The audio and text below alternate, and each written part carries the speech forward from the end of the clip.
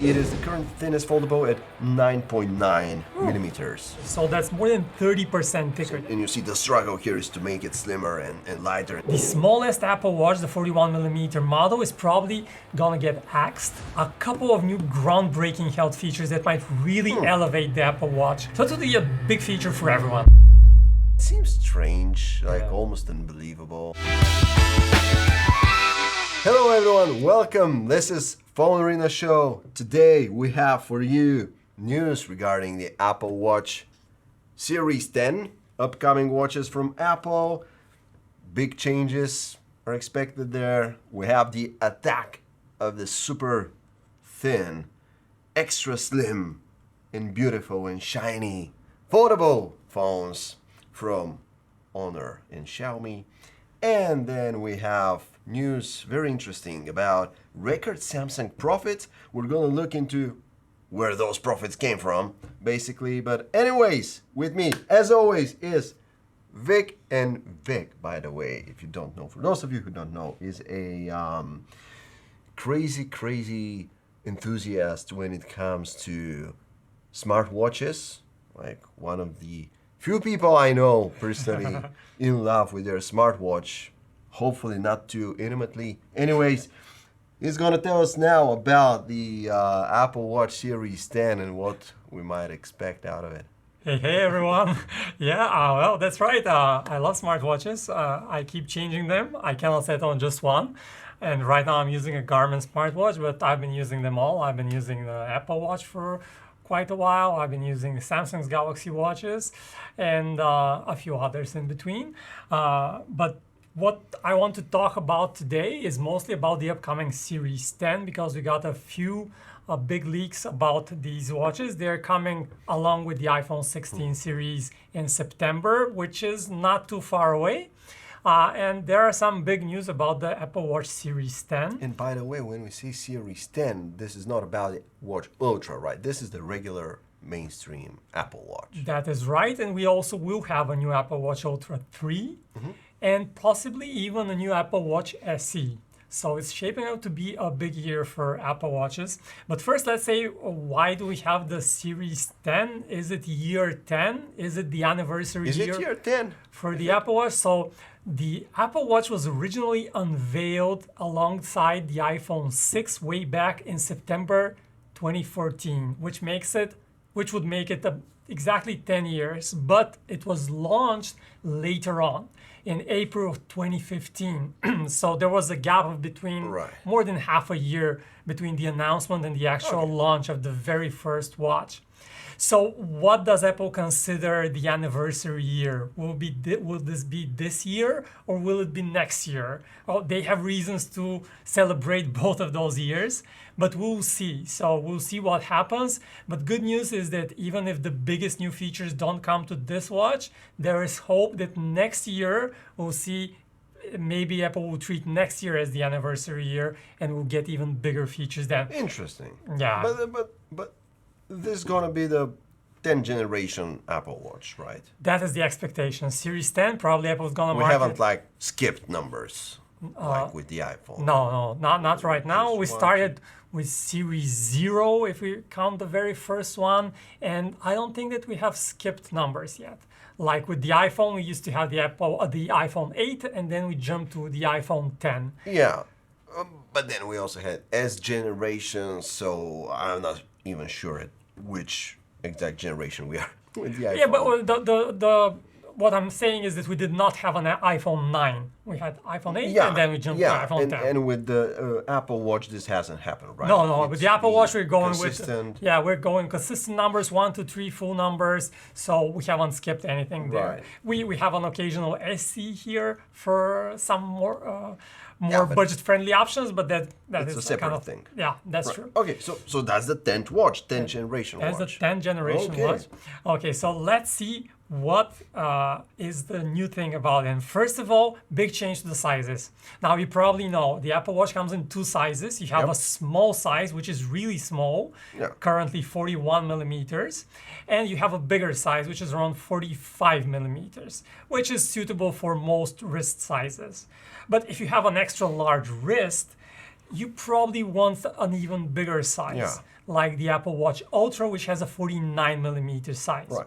So right now, Apple has these three sizes. You have the two sizes for the Apple Watch, and then you have the extra large for the Apple Watch Ultra. Yeah.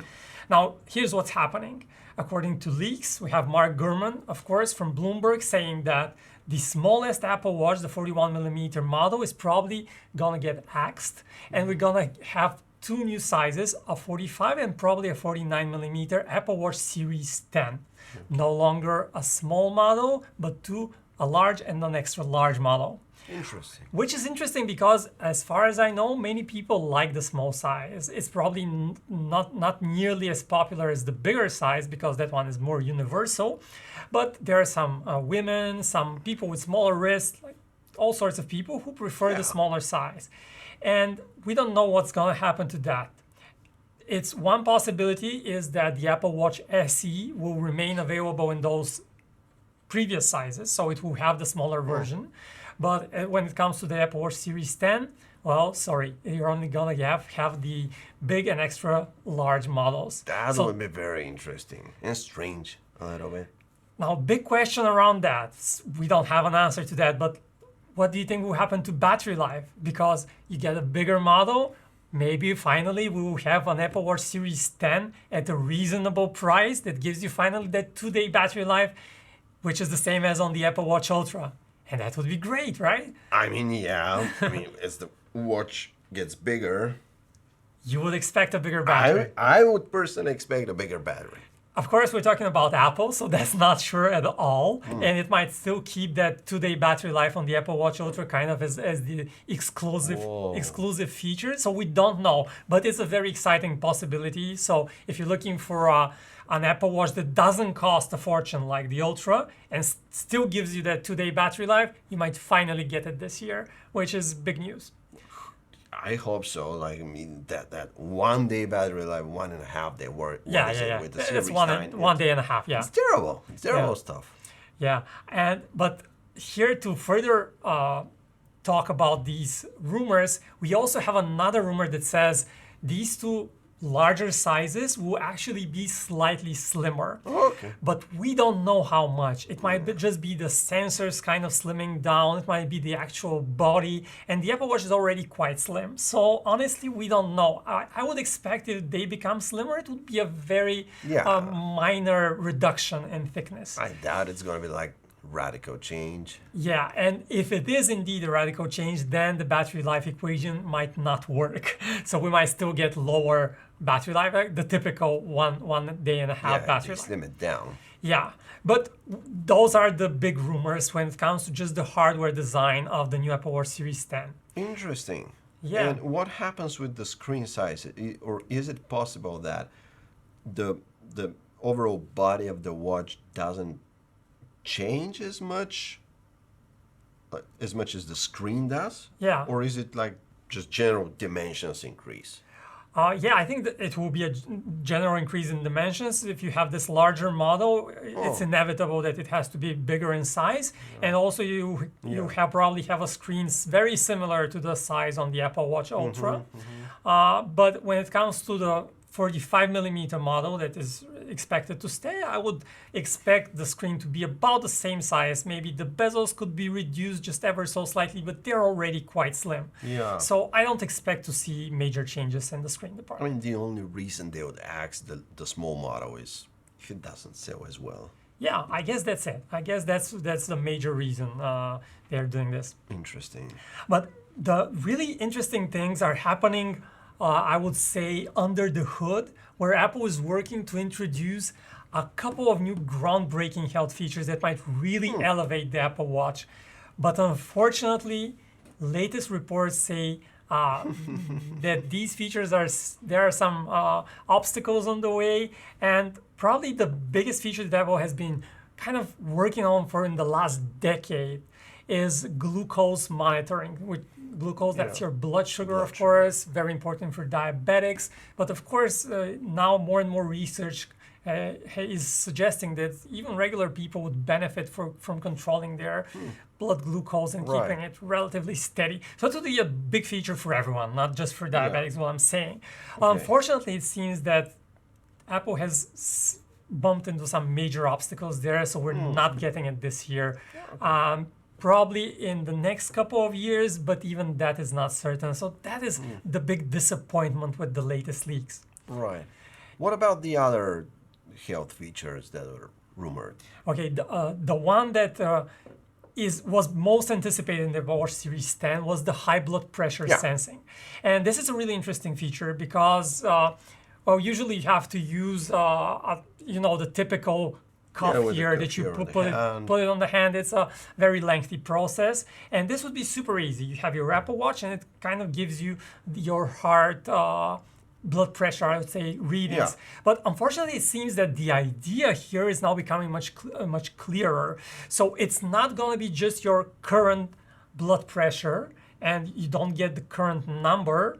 The idea is that you get it kind of a baseline and you see when you go up from that baseline. So the moment your blood pressure grows, you get a notification and you'll be able to kind of log what have you been doing that exact moment, kind of control your environment a little bit. Maybe if you're stressed out, you can notice those moments, those things that are causing you stress, kind of control this better. That's interesting. Yeah. Doesn't mean though that it's going to be useful only for people who are like, no, they have a bit of a condition maybe, and so they just want to make sure that they don't expose themselves to stress factors and stuff. I would guess no. I would guess that it would be similar to the way the current heart rate, elevated heart rate notifications work. So you just kind of wear the watch all the time, not worry about anything. And then when you get an abnormally high blood pressure or heart rate, you get a notification on your wrist. You should pay attention to this. Something is happening in your body. So I think it will work for everyone, but we're yet to see. Of course, we hope that this feature will come in the Apple Watch Series 10, but this is one possibility that might actually land next year. So this is where the rumors come about Apple celebrating the kind of anniversary next year. Next year. Okay, so that one, the hypertension feature, is also expected mostly to come next year, not We're not sure, but not sure about it. I would say that it's more likely to come next year. Got it.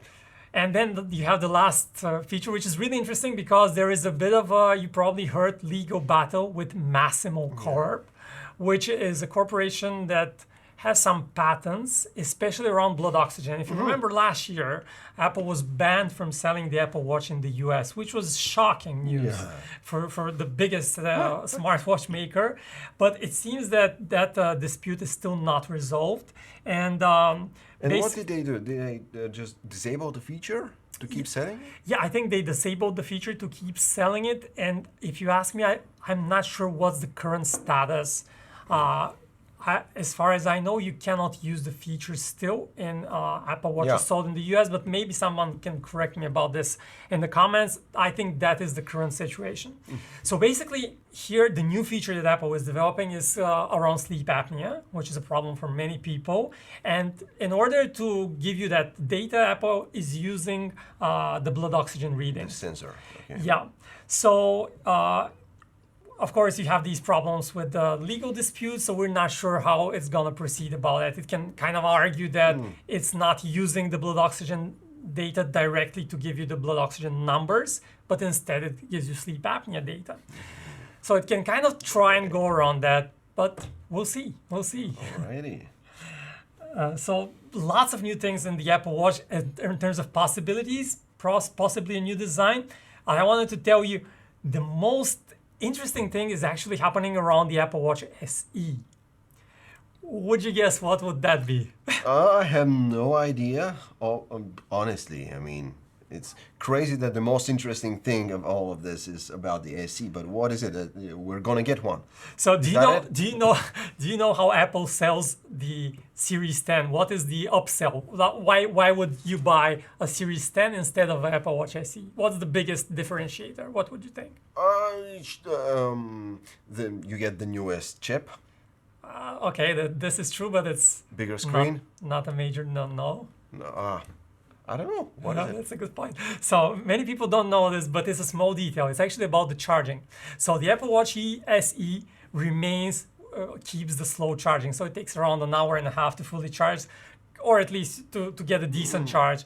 And the Series 9 or Series 10 would take around 45 minutes. Okay. So it's double the charging time, which means that it's basically impossible to use the Apple Watch SE for sleep tracking, because you have to plan very carefully in order to have enough juice to be able to charge it on time. Do you have to charge it? Not so you obviously don't charge it overnight, but before the night. You Is you that have the point? you have to kind of plan it. You have to do it either in the morning or in that's the. bad. But yeah, you kind of have to have a very strict schedule. I always thought it's because you get a day and a half around there with the watch standard battery life. So, and I thought that you go a full day and then you have the sleep tracking at night, and then you maybe charge it in the morning when you get up. That could work some days, but if you're working out, you have some more things to do. Like the slow charging is a major So by stop. the time you get to the charger, Yeah. might be too late. Yeah. So I don't think that this will change. So the Apple Watch SE will probably still be slow charging, but now Apple is adding one more feature to differentiate it, and that is it's changing the aluminum body possibly to a plastic body. So it's gonna look even Crazy. cheaper. Yeah, Crazy it's stuff. gonna look cheaper, but on the other hand, it's gonna possibly cost less. So currently the Apple Watch SE costs $250, and the possibility with this change is gonna drop to $200, which is on the same footing as the Galaxy Watch FE. So Apple will be able to compete better in this budget segment. But I find this change very interesting. I think that a plastic Apple Watch wouldn't feel quite that great, but if the price is right, I guess people might not care. You know what? If I have to put a wager on that, I would say that they might do it. They might make it a plastic watch and still keep the price at $250. I think That's a good because bet. if you're Apple, you want to price your cheap watch a bit more expensive than Samsung's cheap watch. At least that's what I think. Possibly, but unless you want to grab a bigger market share. I mean, But, Although it is, the idea of plastic Apple Watch, it seems off, right? it seems strange, like Yeah. almost unbelievable in Yeah. some way. I don't know why. We're yet to see. This is all about leaks and rumors, so we're not certain yet. We don't have the final information, obviously, but it's a possibility. Yeah, and last time Apple did like a computing product in plastic, it didn't go well. Oh, the iPhone 5C. Yeah, I can't remember of a newer one. Oh, it's been a lot of time since then, so they might want to give it a second go. Second go with the Watch SE. Alrighty, there you have it. News about the Watch 10. Hopefully, And one last thing, Apple Watch Ultra 3, no major changes. So. But yeah, at least all the Apple Watch Series 10 and the Apple Watch Ultra 3 are getting a new chipset, so there is some new improvements there. Yeah, and that's for all sure, about the yeah. Apple Watches. the wonderful world of Apple Watch. I hope we didn't give anyone any anxiety or stuff like that with all this health talk Yeah. and sleep apnea and blood pressure and glucose and whatnot. Yeah, fun stuff. Alrighty, now next topic, and I really enjoy that, is because I'm as you know, like the new face of the foldable industry is me. Yeah. I mean, I'm the self-proclaimed evangelist of the foldable industry. My lovely OnePlus Open never leaves my side. There it is. Yeah, there you go. And so we get not one, but two new foldables on their way, and they should be announced like pretty soon. And they're not a Galaxy, And they're not a Galaxy, which is also coming soon. which is also coming soon. But these ones are really, really interesting if you read about what they're going to offer. So one is the Honor Magic V3. So that's the successor to the current Thinest foldable smartphone, the V2. Interesting. And the other one is from Xiaomi, which is the Mix Fold 4, which is also rumored to be extremely thin. And by these are today's both standards. big foldables that open like a book. So Exactly. similar to the Galaxy Yeah. Fold. Xiaomi is also gonna have like the flip style one, but what I'm talking about here is the Fold, the big foldable Right. thing, the book style phone. And so here's some stats for you. Let's hear it. So the Magic V3. So first, the current thinnest foldable, the V2, Magic V2 by Honor, which is for sure not available in the US, at least not from standard channels. It is, you can find it globally, generally in most markets. So it is the current thinnest foldable at 9.9 millimeters. Just shy of 10 millimeters. Just shy of 10 millimeters. The V3 though, the new one is going to be even thinner and lighter than that one. 9.7 millimeters. Oh, okay. Not a huge. It's not a groundbreaking, but you've seen the V2 and you've used the V2 and you know how thin it is, so that's going to be even thinner, and that's very impressive. I mean, yeah, actually, the Honor Magic V2 is my favorite foldable phone right now. just because of that reason, because it's super thin, and I think that's the number one thing that like Samsung should focus on. Should focus on making these phones, the foldable phones, thinner, because it makes a big difference.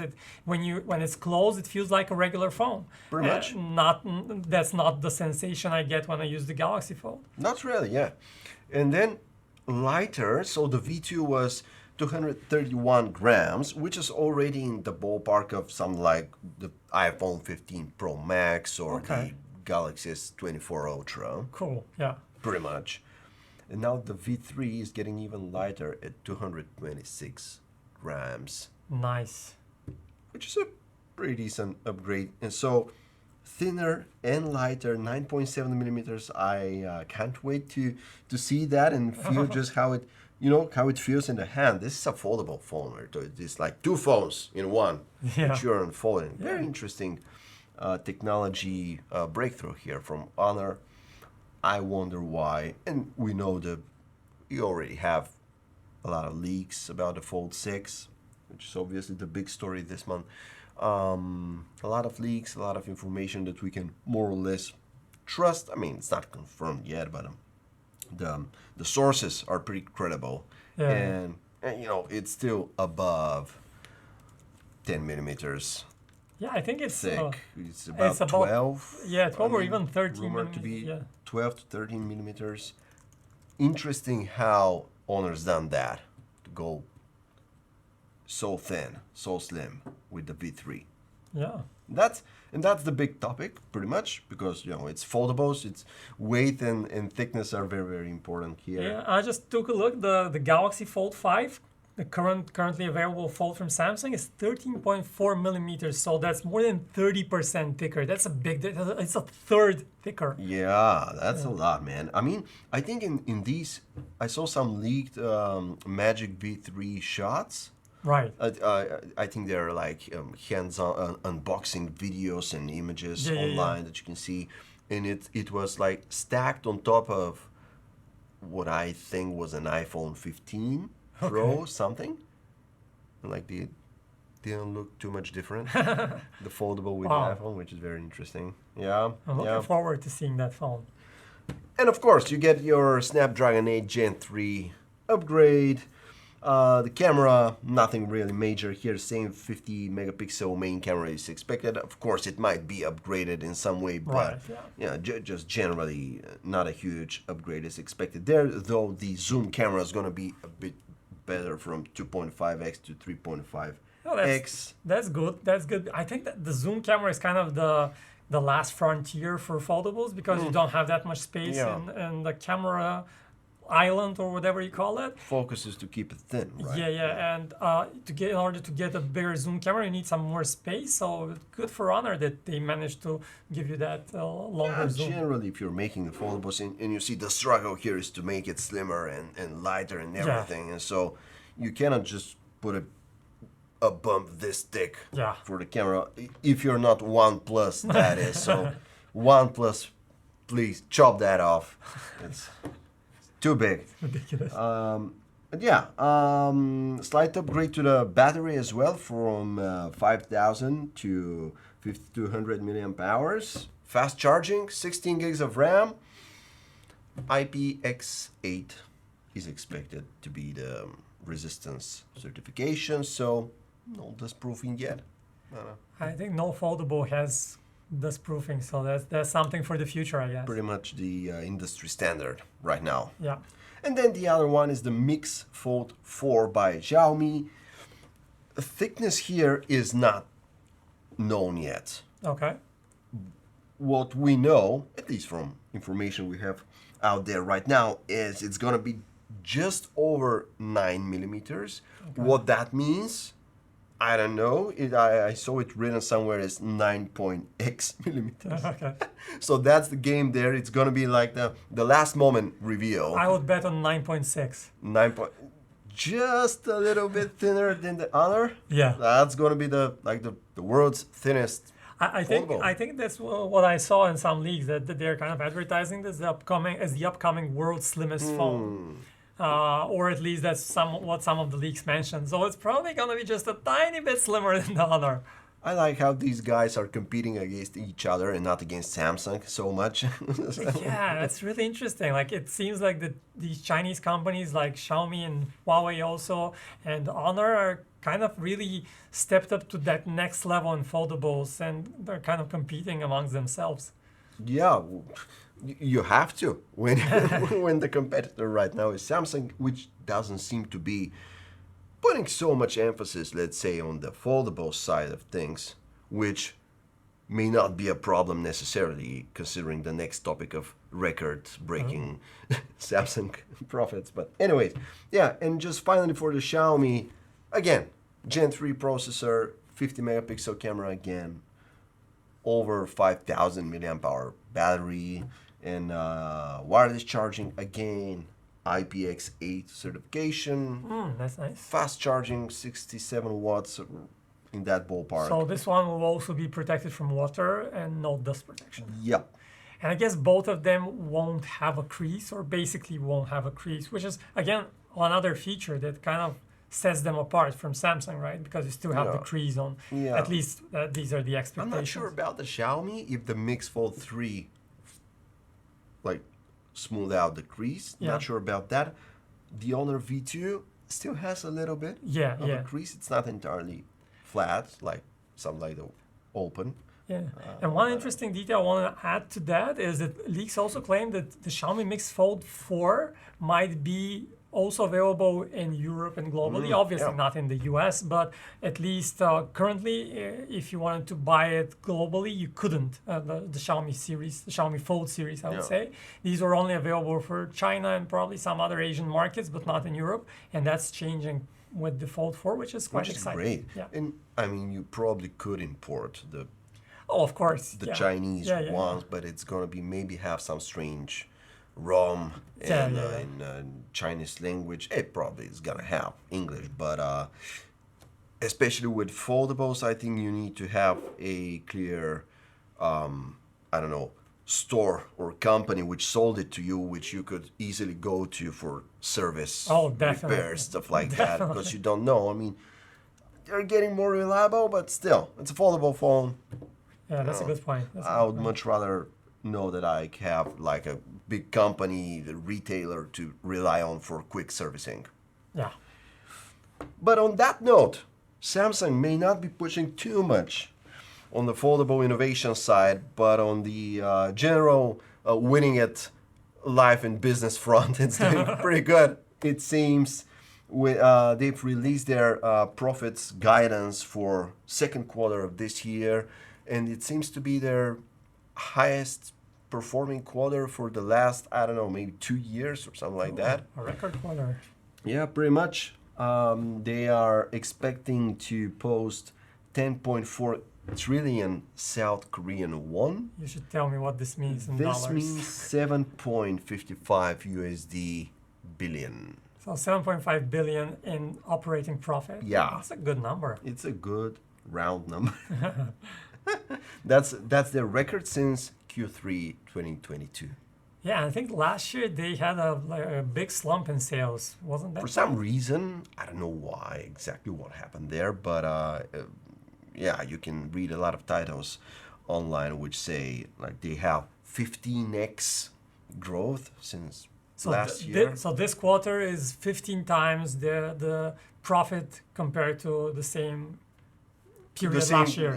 Year on year. Yeah, year on year. Yeah. So that's a pretty major increase, and probably that has to do something with AI and chips, I guess, right? It does. That's the major, like, it's not a hypothesis even. It's more like a theory.